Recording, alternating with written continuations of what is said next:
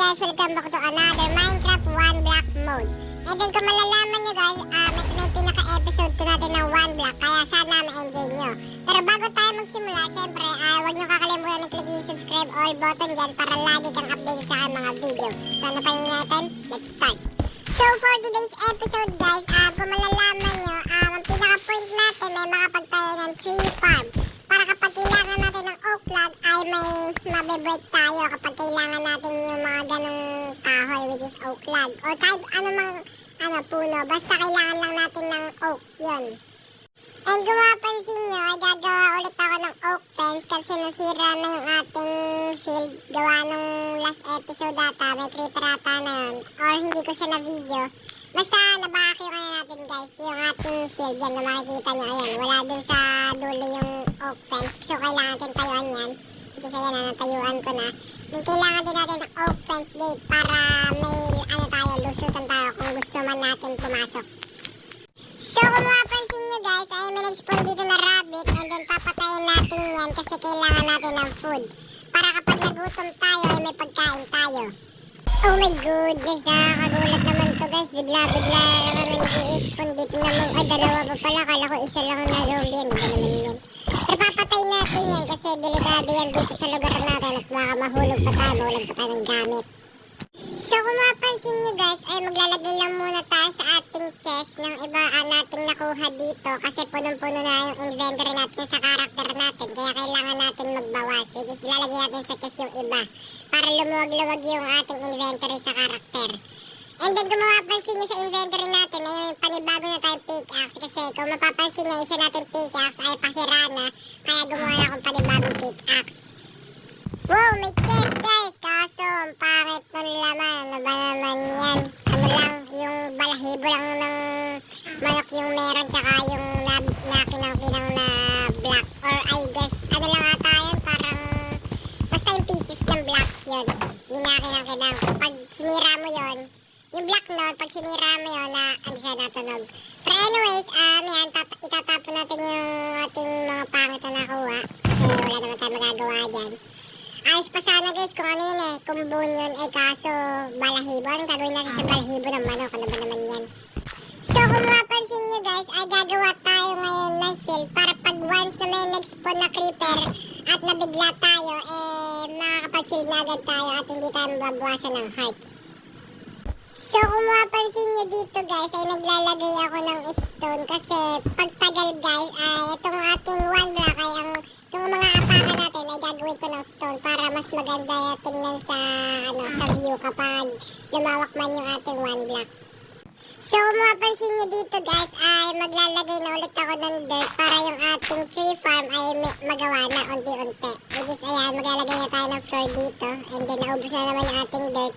Pero ayan, yung chest na laman natin ay yung sapot. Medyo okay na rin yung sapot kasi makakagawa tayo din ng balang araw. Yung pang fishing rod yun para makahuli tayo ng fish. Pero bago natin magawa yung fishing rod sa susunod, gagawa muna tayo siguro sa next episode or soon. Oh my goodness, may creeper. Grabe na. Ay, oh my goodness. Baak na naman yung ating shield. Ano ba naman yan? Ay, sinasabi ko sa inyo guys, kaya kailangan talaga natin mag-stock na maraming oak fence para once naman na masira yung ating ayan yung parang mga shield or yung oak fence gate natin, may tayo, reserva tayong malalagay. Kaya kailangan talaga natin mag-stock ng oak fence, pati oak fence gate para once na hindi natin makuha lahat ng oak fence, may stock naman tayo sa ating chest. Pero yun nga yung mali ko guys, which is hindi ako nakakapag-stock ng oak fence, pero siguro soon ay gagawa tayo ng oak fence.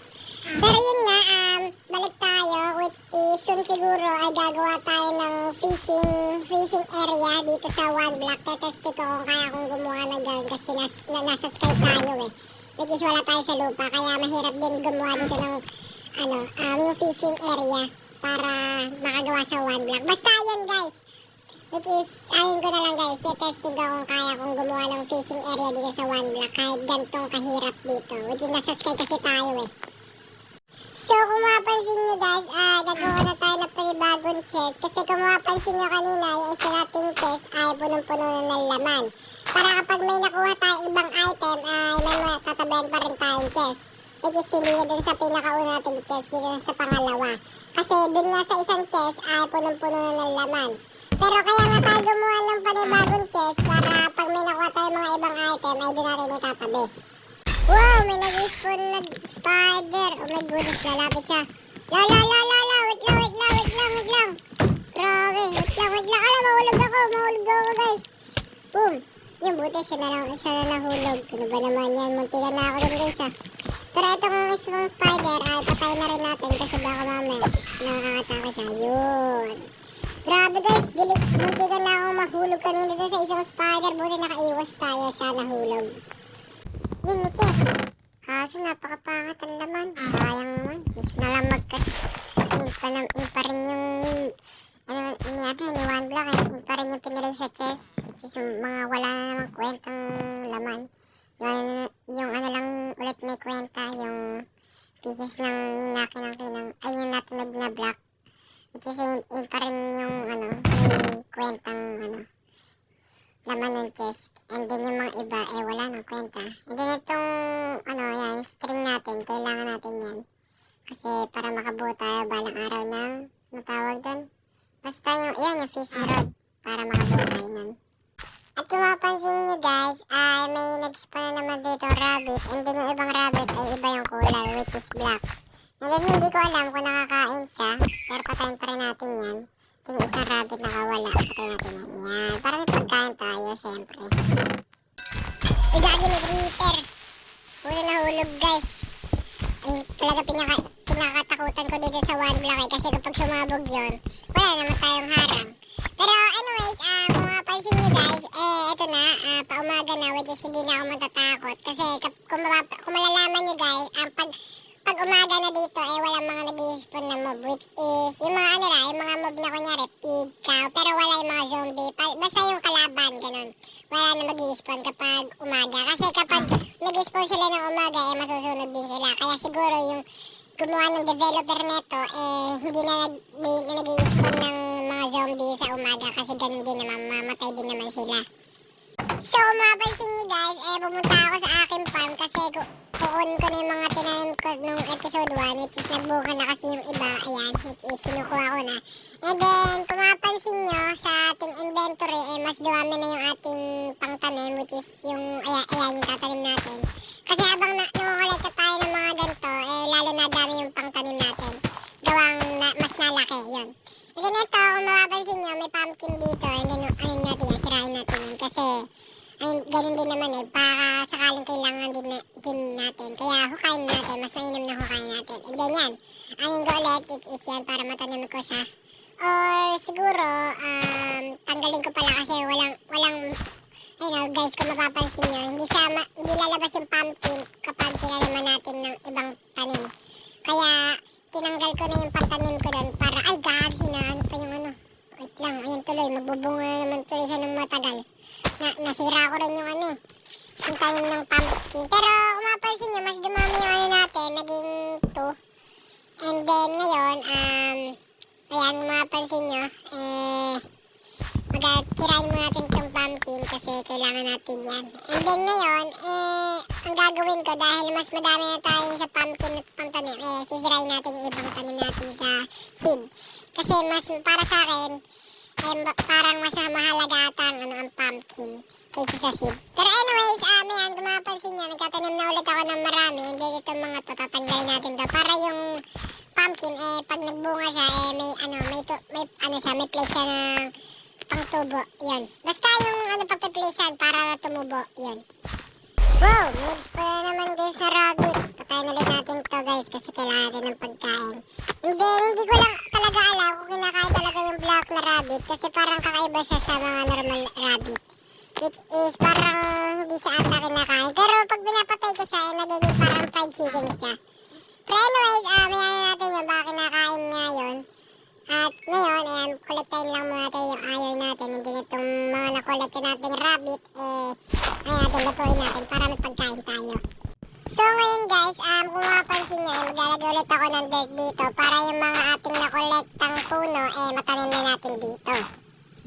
Oh, may creeper na naman. Wala na, sasabi na naman to. Wala na guys.